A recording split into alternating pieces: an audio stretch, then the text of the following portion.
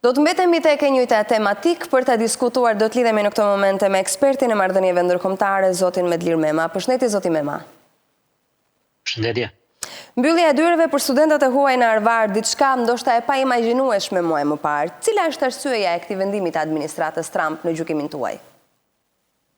Në fakt, edhe në raportim, fakti është që ka pasur një konflikt të hapur midis Harvardit dhe administratës Trump. Pjesërisht kjo vjen për shkak të protestave temi pro-palestineze që ishin përpara të gjatë së kaluar dhe disa muaj më parë.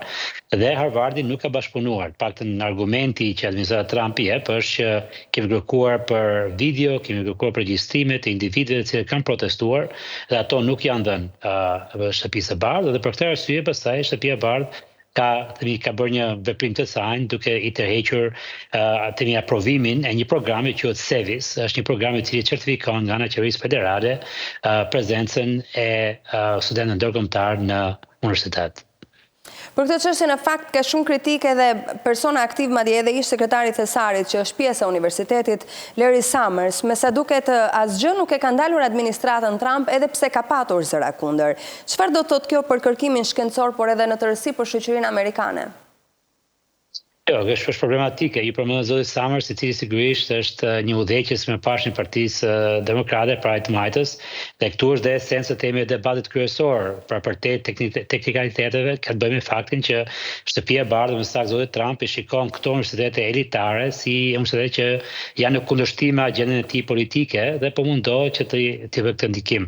Problemi është që kur politizohet universiteti, kur politizohen institutet e mësimdhënies së mësimarrjes, gjithmonë vuan shoqëria, sepse një prej elementeve të premtues së shoqërisë amerikane ka qenë gjithmonë mundësia për të ftuar kokat më të zgjuara, nëse mund të përdorim këtë termi, ata që janë më inteligjent nga gjithë bota, në Shtetet e Bashkuara, që më pas pastaj kontribuojnë në këtë vend.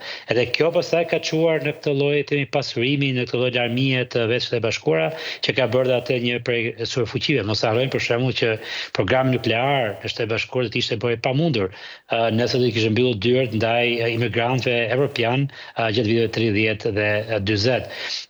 Madje edhe vetë NASA do të ishte bërë pothuajse pamundur si program pa udhëtimet në hapësirë, nëse do të kishte kthyer mbrapsht ata të cilët po vinin nga jashtë Amerikës. Dhe kjo është dilema që vetë shoqëria amerikane duhet të përballojë, sepse nuk është vetëm çështje ideologjike, por është çështje e tarës ekonomike edhe të gjithë superfuqies si Shtetet e Bashkuara. A do të jenë Shtetet e Bashkuara të izoluar, a do të kthehen në një periudhë që në fakt asnjëherë nuk ka ekzistuar në këtë vend, por ka ekzistuar në vende të tjera si Gjermania apo Italia, për shkak të autoritarianizmit politik që ekzistonte, u refuzuan pasaj dhe të huajt. Po kjo nuk është esenca e shpirtit amerikan, nuk është esenca e shoqërisë amerikane. Të mendoj ju të përbënte probleme të mëdha për shoqërinë amerikane, për vetë zhvillimin ekonomik në vend, dhe sigurisht i jep mundësi pasaj vendeve si Evropa, e cila tashmë ka filluar të thithë disa prej këtyre studentëve që po largohen nga Shtetet e Bashkuara për shkak të pasigurisë që ekziston aty. A mund të flasim për një politikë racizmi në këtë rast, zoti Mema?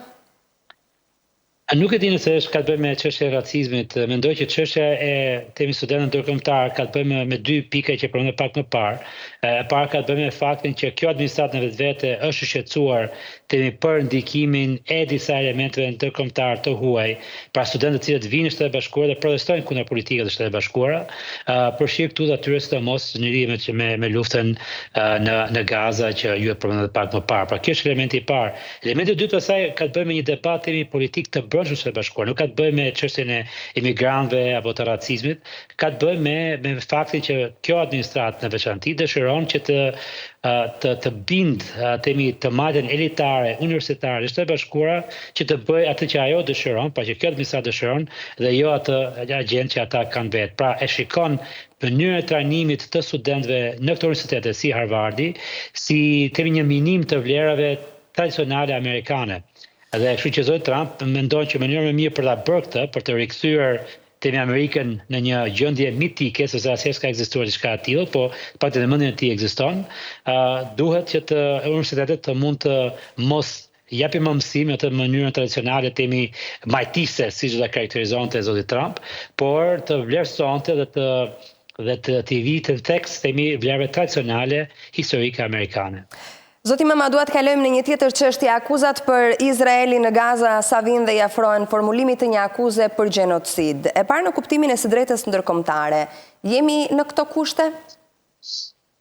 Atëherë që po, ne dim sigurisht që flasim që jemi në këto kushte, nuk flasim që është vërtetuar diçka e tillë, por e dim që para pothuajse një viti tashmë ekziston tashmë një akuzë e tillë në lidhje me është një çështje që është përpara gjykatës ndërkombëtare të drejtësisë, e cila në Hag, dhe e cila është një çështje e shtjellur nga Afrika e Jugut dhe pastaj ka bashkësponsorizues të shumtë dhe që akuzojnë pikërisht Izraelin në lidhje me disa akte të mundshme të gjenocidit pra shtetin e Izraelit.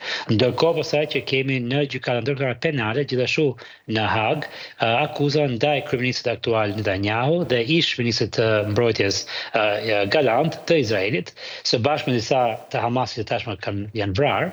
Dhe ata akuzohen sigurisht për krime lufte dhe krime ndaj njerëzimit. Pra, këto lloj akuzash janë tashmë të mirë formalizuara, është për të teksuar që nuk kemi pasur deri tani akuza deri për drejta politike nga udhëheqës perëndimor, siç në rastin e Mbretërisë Bashkuar, Francës apo Kanadas. Por në aspektin e drejtës ndërkombëtare, këto akuza tashmë janë të mirë artikuluara dhe gjenden pikërisht përpara bankave të drejtësisë. Kur një shtet akuzohet zyrtarisht për gjenocid ose drejtues të tij akuzohen për gjenocid, çfarë ndodh? Atëherë, kemi thashë janë dy forume të ndryshme. Në një forum është gjykata ndërkombëtare e drejtësisë që ka jurisdiksion mbi shtetet, jo individet, dhe në këtë rast është shteti i Izraelit dhe veprimet e tij që janë në lupën e drejtësisë. Edhe këtu atëherë kemi një proces, është një proces shumë i gjatë në fakt, që fatkeqësisht nuk i jep asgjë individëve që janë duke vuajtur për momentin, por që të paktën në aspektin historik mund edhe të trajtoj atë që po ndodh. Dhe mund të dokumentoj edhe më në fund pastaj të faktoj edhe krime nëse ato në fakt kanë ndodhur. Si këtu përpara jush për shembull me çështjen e Jugosllavisë, me gjykatën që në të përkohshme për krimet në Jugosllavi, e cila teksoi dhe faktoi që ishin bërë disa krime lufte edhe ndoshta edhe akte gjenocidare në rastin e Srebrenicës në Bosnjë Hercegovina. Pra, por faktikisht që drejtësia gjithmonë shumë ngadalë për të vepruar, për ta parandaluar këtë lloj ngadalësimi, vetë gjykata ndërkombëtare e drejtësisë i ka dhënë disa urdhra shtetit Izraelit për të parandaluar dhe për ndaluar disa prej këtyre veprimeve. Këto urdhra tashmë janë injoruar plotësisht nga administrata aktuale e zotit Netanyahu, i cili duhet të themi që për një moment ishte të kurrër pak, por kur rikthimi i zotit Trump në përgjithësi në administratën amerikane i ka dhënë pak krah. Ndonse mendoj që zoti Trump ka filluar dhe ai të lodhet pak me zotin Netanyahu, sepse ka filluar dhe ai të anashkaloj pak atë si individ. Pra kjo është një element. Në aspektin e gjykatës ndërkombëtare penale që ka përgjegjësi për individ, tashmë ka urdhër arresti për zotin Netanyahu dhe zotin Gallant, që të vinë përpara gjykatës në Hag, por sigurisht Izraeli nuk e ka respektuar këtë kërkesë, madje kemi parë që edhe shtetë antarë të gjykatës, sikurse Hungaria, madje edhe vetë Gjermania kanë thënë që ne nuk do ta respektojmë të urdhër arresti, sepse kur vjen rasti puna për Izraelin, nuk mund të jemi kundër Izraelit për këtë çështje. Pra, është komplikuar, prandaj theksova aspektin politik këtu, sepse drejtësia është gjithmonë pak e ngadalt, kurse politika është pak më e shpejtë. Dhe nëse krijohet një lloj unanimiteti në qasjen ndaj Izraelit, sikurse po shikohet në frontin perëndimor, mendoj që është pozitive, sepse vetëm presioni politik mund të bëjë për momentin, mund të ndihmojë popullsinë në Gaza. Dhe në pyetjet fundit, në një situatë hipotetike kur Izraeli apo drejtues të tij gjenden fajtor për një akuzë si kjo, e lind prej këtij detyrimi për të rregulluar ndërkombëtarisht çështjen palestineze siç ndodhi me Izraelin pas luftës së dytë botërore? Nuk e di nëse çka e tillë, pra nëse është gjykata ndërkombëtare penale, atëherë përgjegjësia është ndaj individëve vetëm, ndaj kryeministit dhe ministrit mbrojtjes. Nëse kemi të bëjmë me akte gjenocidare, pastaj sigurisht është një akuzë e rëndë ndaj shtetit të Izraelit, por çështja e emergjencës politike është e ndarë. Pra, nuk ka nevojë për një vendim të gjykatës për të ditur që duhet kemi një shtet pavarur palestinez. Pra, nuk kemi nevojë të presim për një vendim përfundimtar, një vendim i cili mund të vijë mbas 10-15 vitesh, sepse do të kalojë pastaj edhe në faza ndryshme apeli e tjera. Pra, edhe nuk mund të presim deri atëherë për të zgjidhur problemin palestinez. Problemi i shtetformimit të një shteti të mundshëm palestinez është një problem politik përfundimisht, jo një problem juridik, ka të bëjë me dëshirën dhe vullnetin e temi shteteve të ndryshme si ato në rajon, sepse edhe vendet arabe këtu nuk kanë bërë punën e tyre dhe kanë qenë më shumë temi ndihmues të Izraelit sesa edhe mbështetës së kësaj politike sesa të kazës palestineze. Edhe kështu në këtë kontekst mendoj që përfundimisht nuk do të presin diçka nga drejtësia për t'i dhënë rrugë temi një shtet të ardhshëm palestinez, por politikës. E këtu sigurisht edhe Bashkëkohora ka një rol jetik shumë të rëndësishëm. Le të shkojmë dhe shpresojmë që diçka do bëhet, por unë jam pesimist në lidhje me çështjen e Izraelit. Kam 25 vite që ndjek këtë situatë dhe gjithmonë ka një agim temi të falcë, duket sikur diçka do të ndodhë dhe pastaj asgjë nuk ndodh. Ndërkohë që ne po flasim për Gazën në këtë moment, duhet dim që në bregun perëndimor, që nuk është prekur gjoja nga kjo dhunë ushtarake, janë duke u vrarë çdo ditë palestinezë, të cilët refuzojnë të lirojnë tokët e tyre për kolonialistët, se mund të përdorim këtë lloj termi, izraelës, të cilët duan që t'i marrin tokat të shtëpitë e tyre. Pra kjo është realiteti i vështirë tashmë për palestinezët, madje edhe në bregun perëndimor që megjasa është i mbrojtur nga drejta ndërkombëtare, është më i mbrojtur, nuk ka qenë i përfshirë në akte terroriste dhe megjithatë edhe aty kemi një kurrje të territorit palestinez në favor të Izraelit.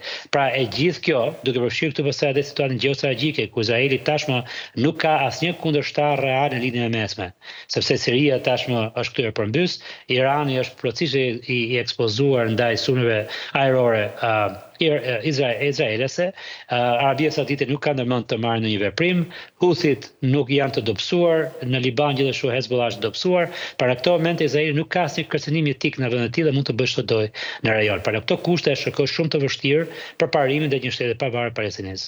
Dhe meqense e përmendët zoti Mema situatën në Gaza, aktualisht janë të paktë kamionët që janë futur me ushqime dhe ndihma, po themi medikamente bazë në Gaza, ndërkohë që OBSH, por jo vetëm edhe ndërkombëtarët kanë bërë thirrje që të përshpejtohet me futjen e më shumë ndihmave për të shmangur krizën e madhe të urisë. Përveç politikës dhe asaj analizës marrëdhënieve ndërkombëtare, ju si e shihni situatën aty? A mund të ketë përmirësim? Jo, është situatë që tragjike dhe nuk është hera parë, pra kjo është në vazhdimsi. Kemi pasur një 2 javë hapje kufish që ushqimit të vi bënë gjatë periudhës së Ramadanit dhe pastaj sigurisht situata është përkeqësuar. Kjo është një situatë që është themi në skajet e mjerimit, në skajet e vuajtjes dhe të temit të urisë. Është një situatë e cila duhet të turpron, mendoj unë, racën njerëzore, turpron të gjithë ne, sigurisht të institucionet ndërkombëtare.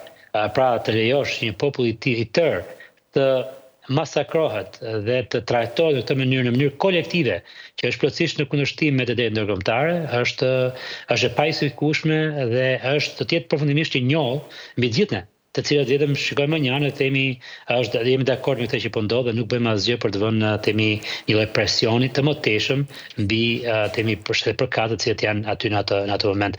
Për të rikthyer pak sa që tham pak më parë në lidhje me gjykatën ndërkombëtare të drejtësisë, një prej kushteve që ajo gjykati dha ishte që ju po akuzoni për gjenocid. Nëse doni që të na bini ne që nuk po bëni veprime gjenocidare, atëherë lironi rrugën e kamioneve që të ushqejnë. Pra, ishte një prej kërkesave të menjëhershme të kësaj gjykate që Izraeli të tregonte gjykatës që nuk ishte pjesë e këtyre krimeve, duke hapur rrugë furnizimit me ushqim.